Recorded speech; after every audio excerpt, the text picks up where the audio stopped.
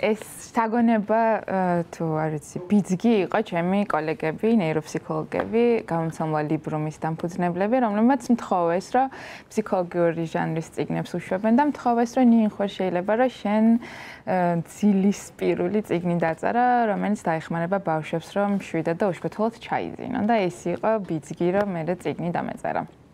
მოდით გადავიდეთ უშფოთლოდ ჩაძინების თემაზე. რა უშლით ბავშვებს ხელს იმაში, რომ დაიძინონ მარტივად და დაიძინონ მშვიდად? აი თვითონ ეს რა პროცესებთან არის დაკავშირებული რა? მცირე არის დღის გამოსხეული.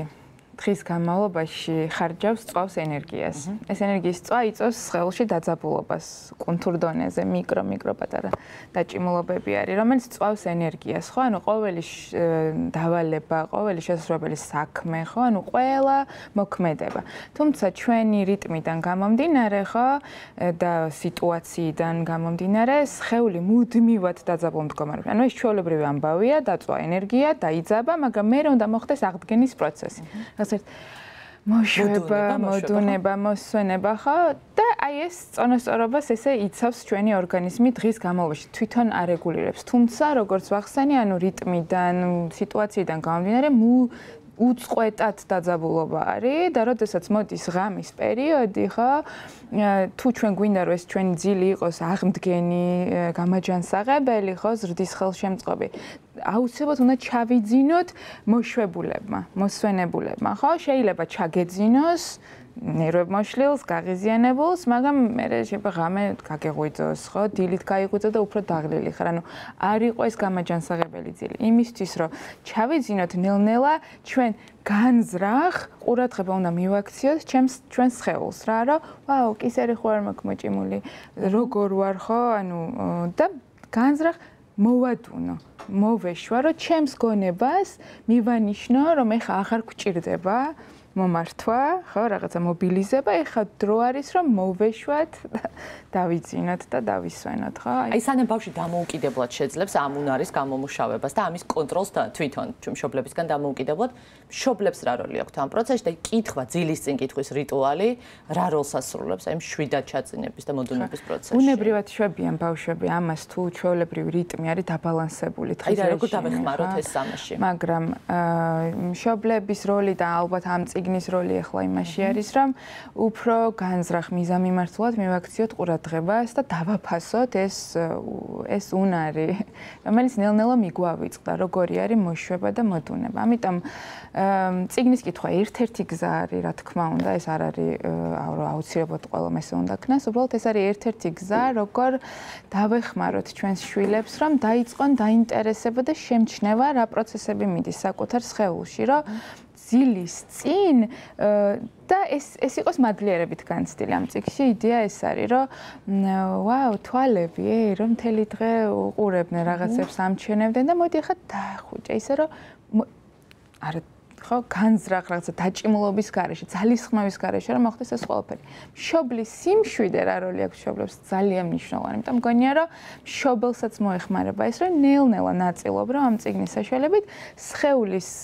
ნაწილებს თუ სხეულში მიმდინარე პროცესებს მიექცენ ყურადღება მადლიერებით და ნელ-ნელა თვითონაც შეამჩნია რომ ვა როგორ მაგ და თავი როგორც კი შეამჩნევს სხეული თავისით ეშვება ხოლმე და აქ უფრო ანუ უბრალოდ ბიძგს ვაძლევთ რომ შეგახსენო რომ აი შეამჩნიება კისერი როგორ გაქვს აბა ხელები როგორ გაქვს მკერდი მუცელი ხა და უფრო ღრმად ისუნთქო, უფრო მშვიდად იყო, ხო? თავისით ხდება ეს პროცესი, უბრალოდ ჩვენ ვიქნებით უფროსები გამაშველებელი ამის რა, რომ ისევ მივაქცევინოთ ყურადღება ამ რაღაცებისთვის, იმიტომ რომ გვეპარება. დღის განმავლობაში იშვიათად არის, რომ ვა, აბა კისერი როგორ მაქვს, ეხა არავინ კითხოს არ სვავს ეს ხა. ნინო, რა საკითხველისთვის არის განკუთვნილი უფრო მეტად როგორ ფიქრობთ ეს? იცი რა არის, 3-დან 5 წლამდე იყო თავიდან ესე მთხოვეს, მაგრამ რეალურად მგონია რომ რა ვიცი 10 წლამდე, 8 წლამდე ყველასთვის არის, იმიტომ რომ პატარებს რა თქმა უნდა მშობლები ადაპტირებას გაუკეთებენ, ხა, ნაცვლად იმის რომ ყველა სიტყვა წაუკითხონ ოდნავ შეიძლება და უბრალოდ მთავარი რაღაც რომ პატარა ქამელეონია. დაიძინა, თვალები დახუჭა, მაგრამ ნელ-ნელა შემეცნებითი არის ძალიან, იმიტომ რომ სხეულიც არის, რომ რას აკეთებს ეს ნაწილი, პლუს ასევე არის საცხოვრებელ ჰაბიტატებზეც, ხო? ამიტომ მგონია, რომ უფრო საინტერესო შეიძლება იყოს 7-8 წლამდე ბავშვებისთვის. მაგრამ ყველა მშობლებმაც მითხეს, რომ თვითონ ეს რო კითხულობენ, საინტერესო რომ ვა მეც მივაქციე ყურადღება ჩემს სხეულს. ბავშვებისთვის როგორც წესი ძალიან სასიამოვნო გამოცდილება არის ხოლმე და შემდეგ აი ძალიან სასიამოვნო მოსაგონებელი, როდესაც მშობელი უთმობს გარკვეულ დროს და უკითხავს ძილისწინ, მაგრამ აი ამ კითხვის პროცესში დაუშვათ კითხვის ტემბრს, ტონს თუ აქვს მნიშვნელობა? რა თქმა უნდა, კი, რაც უფრო გააჩნია, ხა თუ გვინდა რომ ჩაიძინოს, ძალიან ჩაძინების წინ კითხვა არ უნდა იყოს ძალიან დრამატული, ხა? მაგრამ ზოგადად კითხვის დროს ძალიან მნიშვნელოვანი არის, რომ ეს ემოციური კომპონენტი იდოს, ხო? როგორ კითხულობ ჩემი ემოციები ილუსტრაციებთან შესაბამისი თუ პირიქით და შეკითხვების დასმა ეგ ხდის მიმზიდველს რა და არა ის რომ უბრალოდ ჩვენ წავიკითხოთ. თუმცა გააჩნია ასაკსაც, გააჩნია წიგნის სახეობასაც, ბავშვის ინტერესებსაც. აი რა სიტყოდით იმ მშობლებისთვის, რომლებიც ამბობენ, რომ მათ შვილებს არ უყვართ კითხვა, არ უყვართ, თორსა უკითხავენ და არ ისმენენ, არიან რეალურად ასეთი ბავშვები თუ არ მიაჩვიეს ისინი ამ გამოცდილებას. ხო, მე მგონია, რომ რა თქმა უნდა, შეიძლება იყოს, რომ ვიღაცას ურჩევნია, რომ სხვა რაღაცები აკეთოს, მაგრამ ურთიერთობა, ანუ ერთობის განცდა იმდენად მნიშვნელოვანი არის ბიოლოგიურად ჩვენთვის, რომ ეს ადამიანის მიერ გამოგონილი რაღაცა ასოები, ენა და ამის საშუალებით მე შეკავშირება ერთ-ერთი ყველაზე უსაფრთხო გზა არის რა, თუ არ არის ესე ვთქვა დაცალება და თუ მე თვითონ უფროსი ვარ რაღაცნაირად მოთამაშე და წარმოგიდგენია ხო ანუ აი მე თვითონ ვცდილობ რომ ჯერ ჩემით ანუ მივხვდე რომ რა მხელღირებულება რომ რა საინტერესო არის ისეთ თემაზე წერი აქვს რასაც მე ჩემით არ დავიწყებდი ამაზე საუბარს ხო ან თუ არ მოხდა რაღაც ამბავი მე არ და ეს წიგნის საშუალებას გაძლევს რომ შენ თვითონ დაინტერესდე და ღირებულება დაინახო და მე შესთავაზო შენი ინტერესით იმიტომ რომ როგორც კი შენ დაინტერესებული ხარ ავტომატურად აი არის სარკისებური ნეირონები გვაქვს სხვა უბრალოდ ის რომ ნერვული სისტემა მშვიდდება და ვიზიდავთ ერთმანეთს ძალიან მიმზიდველი იქნება რა და თუ იქნება ნაკლები იმ ბავშვები რომლებიც ეწინააღმდეგებენ წიგნის კითხვას ნაკლები ზეწოლა იქნება და იქნება უბრალოდ აი ჩვეულებრივი ამბავი რომ რა საინტერესო ხმამაღლა წაიკითხო ჭამს და შენ კითხულობ ხო შენთვისაც და მასთვისაც რომ უბრალოდ მოისმინოს ამბავი როგორ გრძელდება ხო რაღაცა მგონია რომ გაიხმარებათ ბავშვებს ნინო ილუსტრაციებს რამდენად მნიშვნელოვანი დატვირთვა აქვს ბავშვისთვის წიგნში ეხლა ამ წიგნს მე გადავხედე და აქვს რაღაც არაჩვეულებრივ ძალიან შთამბეჭდავი ილუსტრაციები ამას დიდ დატვირთვას აინჭებთ ზოგადად და როგორ ითანამშრომლეთ ილუსტრატორთან? ილუსტრატორი არის სალომე ხოტივარი, რა თქმა უნდა, ძალიან დიდი მნიშვნელობა აქვს არ ვიცი ჩემთვის და ზოგადადაც ხო, ჯერ ესთეტიკა ბევრ რაღაცას ავითარებს, მაგრამ რაღაცნაირად თბილი და ესეთი კომფორტული და გემრიელი უნდა ყოფილიყო ეს წიგნი, რომელიც ჩაძინებისში უნდა მიხმარებოდა. და ესეც მოხდა, არ ვიცი, საყვარელი ილუსტრაციებია, თვითონ გამომცემლობა დაუკავშირდა. გამომცემლობა შეარჩია, ან ჩემი ინიციატივა არ იყო ეს. ან ჯერ ტექსტი შეიქმნა და მის მიხედვით შეიქმნა ილუსტრაციები. კი.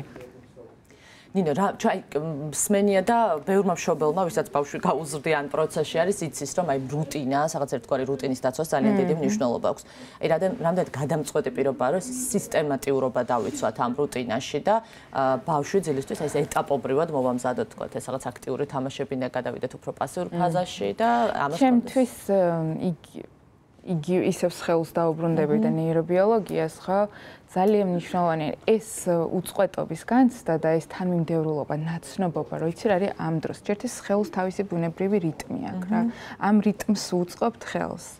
და ამ რიტმის შესაბამისად ან ჩვენი რაღაცა ცოტა ოდნავ ჩარების შემდეგ ვეხმარებ რისთვის არის ეს რუტინა იმისთვის რომ საბოლოო ჯამში შვიდად გადავიდეს ძილში ანუ ჩვენ კი არ ვაძინებთ ჩვენ შვილს ასე გონია ხომ რომ მე დავაძინე და სინამდვილეში გარემო შევუქმენი რომ ეს ბავშვი მოდუნდეს მოეშვას და თავისით იძინებს ანუ სხეულებრივი პროცესი თვითრეგულაციის პროცესია ამიტომ ძალიან მნიშვნელოვანი არის ეს კვება, რაღაცა აი ეს ძილის რეჟიმი, როგორც თქვენ თქვით, აქტიური თამაშის მერე შესაძლოა როდის გადავდივართ აქტიურ თამაშში. თუ აქტიურობას იწყებს ღამე, ეს ნიშნავს, რომ მისი ორგანიზმი უკვე გადაგზნებული არის და ისევ ჩემი ხერხებით, ჩემი გონიერებით, იმიტომ რომ ეს დასრული ვარ და მოწიფული არსება ვარ, მე ვცდილობ, რომ მოვაგვარო რა, ოდნავ შუქები ჩავაქრო, ჩემი ხმაც უკვე დავადაყო, რომ ჰეი, რომ სხეულს გონებას მივცეთ სიგნალი, რომ აღარ ჭირდება აქტიურობა და რაღაცა, ეხლა დასვენების დროა. იმიტომ რომ ვიცით, რამდენად მნიშვნელოვანი არის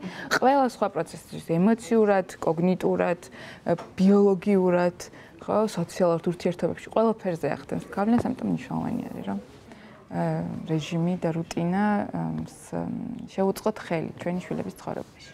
თქვენთვის პირადად რამდენად საინტერესო და განსხვავებული გამოცდილება იყო ამ წიგნზე მუშაობა? აი მიიღეთ თორე სიამოვნება. ძალიან საინტერესო იყო და ძალიან საყურებლობა იყო, რომ მე ფიქრა, რომ რაზე გაგვეკეთებინა, იმიტომ რომ ბევრი კომპონენტია ძილზე, ამ შემთხვევაში სხეულის ნაწილები იყო და მინდოდა ასევე რომ ბუნების მრავალფეროვნებაზე რომ გაგვეკეთებინა აქცენტი, რომ ბევრნაირი არის ჯიხვი, არის რაღაცა არ ვიცი, კამელეონი, რვაფეხა და ის სხვადასხვა, ანუ ძალიან შემეცნებითია, მე თვითონ ძალიან ბევრი რაღაც გავიგე და მიხარო და ძალიან რა ხო საინტერესო პროცესია რა რომ რაღაცას წერდა ეს დარჩება დიდი რამე იყო ახალია ნამდვილად